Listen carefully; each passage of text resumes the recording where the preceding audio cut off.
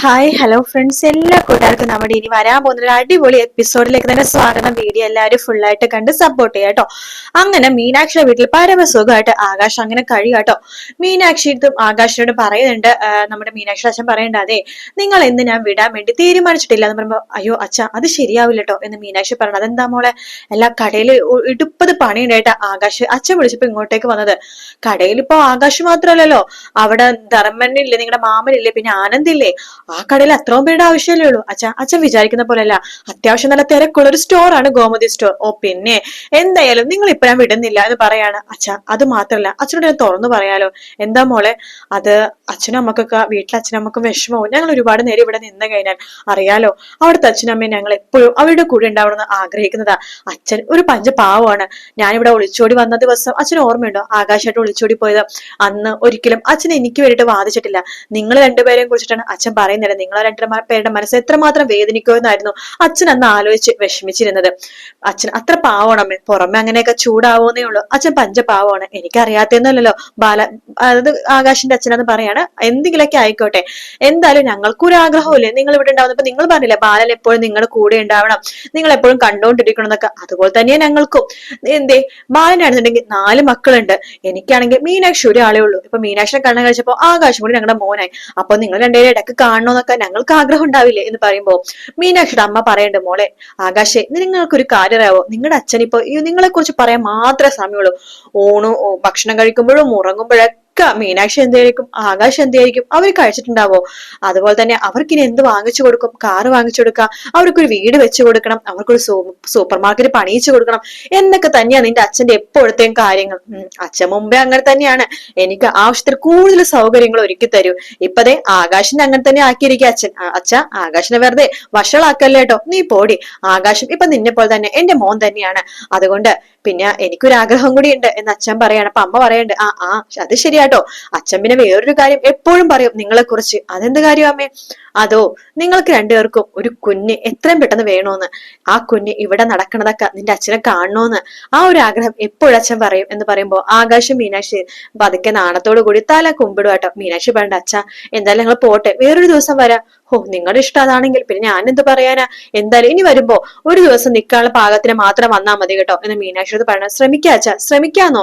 അത് പറ്റില്ല, ബാലിനെ മാത്രം നിങ്ങൾ എപ്പോഴും കണ്ടോണ്ടിരുന്നാ മതിയോ, എനിക്ക് എന്റെ പിള്ളേരെ കാണണ്ടേ എന്നൊക്കെ മീനാക്ഷി അച്ഛൻ പറയാണ്. ആകാശ് പറയണ്ട, അച്ഛ ഞങ്ങൾ വരാന്നേ എന്ന് പറയാണ്.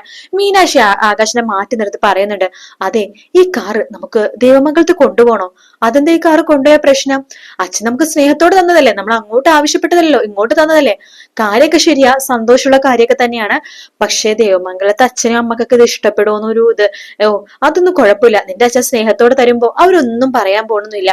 നമുക്ക് ഈ കാറ് കൊണ്ടുപോവാം. എങ്കിലും ഈ കാറ് കൊണ്ടുവന്ന അത്ര ശരിയല്ലെന്നാ എനിക്ക് തോന്നണത്. മീനാക്ഷി നമുക്ക് എന്തായാലും കാറ് കൊണ്ടുപോകും, അവർക്കൊക്കെ സന്തോഷമാവേ ഉള്ളൂ എന്നൊക്കെ ആകാശ് പറയാട്ടോ.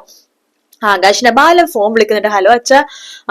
അതെ നിനക്കിപ്പോ ഇവിടെ വരണമെന്ന കാര്യം ആലോചനയൊന്നും ഇല്ലല്ലോ അച്ഛ. അങ്ങനെയൊന്നും അല്ല അച്ഛ എന്നൊക്കെ ആകാശ് പറഞ്ഞു. വേണ്ട വേണ്ട, എനിക്ക് നിന്റെ സ്വഭാവമൊക്കെ മനസ്സിലായി. നിന്നെക്കാൾ എത്രയോ ഭേദമാണ് ആര്യൻ. എന്തെങ്കിലും ഉണ്ടെന്നൊക്കെ മുഖത്ത് നോക്കി പറയാം, നിന്നെ പോലെ ഒന്നും മറച്ചു വെക്കില്ല. അതെ അച്ഛൻ, ഒരു സന്തോഷകാര്യമുണ്ട്. സന്തോഷകാര്യമൊക്കെ നിന്റെ കയ്യിൽ തന്നെ ഇരിക്കട്ടെ, എനിക്കൊന്നും അറിയണ്ട എന്നൊക്കെ ബാലൻ പറയണത്. ആകാശ് ഈ കാറ് കിട്ടിയെന്നുള്ള കാര്യം പറയാൻ വേണ്ടി ഇരിക്കുമ്പോഴാണ് ബാലൻ ഇങ്ങനെ പറയുന്നത് കേട്ടോ.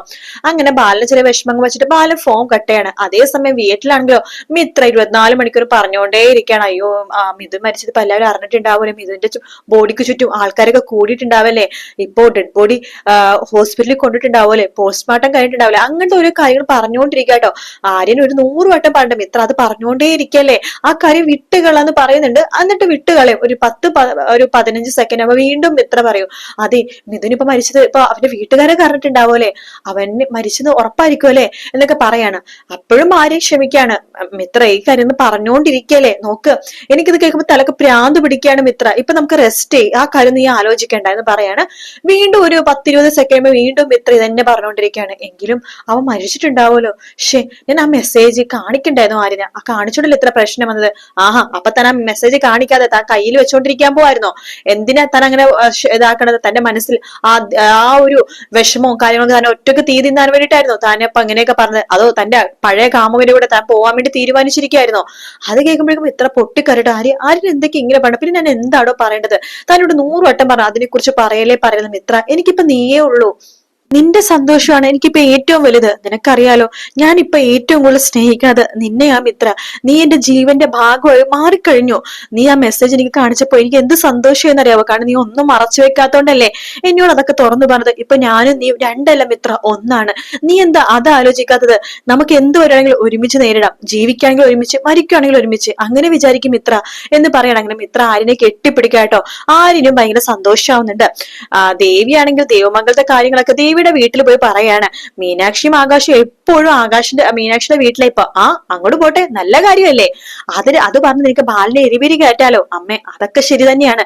പക്ഷെ അവിടെ നിന്ന് തിരിച്ചു വരുമ്പോ ഒരു 100 കൂട്ടം സാധനങ്ങളായിട്ട് വരുന്നത്, വില കൂടിയ സാധനങ്ങൾ. ഓ, തീർന്നു. അതെ, അതാവുമ്പോഴേക്കും എന്തൊക്കെയാ ഞാൻ പിടിച്ചു നിൽക്കാൻ വേണ്ടി പറയണേന്ന് അറിയാവോ? മീനാക്ഷിയുടെ വീട്ടിൽ നിന്ന് ഒരുപാട് സാധനങ്ങൾ കൊടുത്തയക്കാം. മിത്രയുടെ വീട്ടിൽ നിന്നാണെങ്കിലോ 10-12 പവന അവന്റെ അമ്മ കഴിഞ്ഞ മാസം കൊടുത്തയച്ചത്. എനിക്ക് മാത്രം ഒന്നും കൊണ്ടും തരുന്നില്ലല്ലോ. അപ്പൊ ഞാൻ പറയണ ന്യായങ്ങൾ ഇങ്ങനെയൊക്കെയാണ്. എന്റെ അച്ഛൻ ഇതൊക്കെ തരാനുള്ള കഴിവുണ്ട്. എന്റെ അച്ഛൻ ഇവിടുത്തെ പണം കിടത്തുന്ന ഇങ്ങനെ തരാതിരിക്കണത്, കെട്ടിച്ചു പോയിക്കുന്ന പെണ്ണിന്റെ വീട് പറഞ്ഞ പയ്യന്റെ വീടാണ് എന്നൊക്കെ പറഞ്ഞാ പിടിച്ചു നിൽക്കണത്. അങ്ങനെയൊക്കെ പറഞ്ഞിട്ട് നീ പിടിച്ചു നിന്നോ. അല്ലാതെ അവരെ പോലെ നമുക്ക് തരാൻ പറ്റും മോളെ. നീ എന്തായാലും ഓരോ അവസരങ്ങൾ കിട്ടുമ്പോ അത് മുറുക്കി പിടിച്ച് ആ അവസരങ്ങൾ തീ കൂട്ടണ പോലെ നമ്മൾ തീ കൂട്ടിക്കൊണ്ടിരിക്കണം മോളെ. ബാലിന്റെ ഗോമതിയുടെ മനസ്സ് തീ വിട്ടോണ്ടിരിക്കണം. അതൊക്കെ ഞാൻ നോക്കിക്കോളാം എന്ന് ദേവി പറയാണ്. അപ്പൊ ഇങ്ങനത്തെ കുറച്ച് ഭാഗങ്ങളാണ് ഇന്നത്തെ എപ്പിസോഡിൽ ഉണ്ടായത്. അപ്പൊ നാളത്തെ എപ്പിസോഡിന്റെ സൂപ്പർ എപ്പിസോഡ് ഇട്ട് അങ്ങനെ മീനാക്ഷിയും ആകാശും കൂടിയിട്ട് കാറായിട്ട് ദേവമംഗലത്തേക്ക് വരുവാണ്. അത് കാണുന്നത് ദേവി ആകെ ഞെട്ടിപ്പോട്ടോ. ഇതേത് കാറാ? അപ്പൊ ദേ കാറിൽ നിന്ന് ഇറങ്ങുന്നു മീനാക്ഷിയും ആകാശും കൂടിയിട്ട്. ആഹാ, നിങ്ങൾ കാറ് പിടിച്ചിട്ടാണ് ഇങ്ങോട്ട് വന്നത്, ഓട്ടോ പിടിച്ച് വന്നാ പോരായിരുന്നോ എന്ന് ചോദിക്കാണ്. ആ സമയത്ത് മീനാക്ഷി ചിരിക്കാണ്. അതെ ദേവിയടുത്ത്, എന്താ അല്ല കാറിന്റെ പൈസ കൊടുക്ക്, അകത്ത് കയറ് എന്ന് പറയണ. അയ്യോ, കാറിന്റെ പൈസ ഒന്നും കൊടുക്കണ്ട, പിന്നെ ഡ്രൈവർ നോക്കിക്കൊണ്ടിരിക്കണ കണ്ടില്ലേ. അപ്പൊ മീനാക്ഷി കണ്ടു, മോളെ ഞാൻ എന്നാ പോയിക്കോട്ടെ, ശരി ചേട്ടാ എന്ന് പറയാണ്.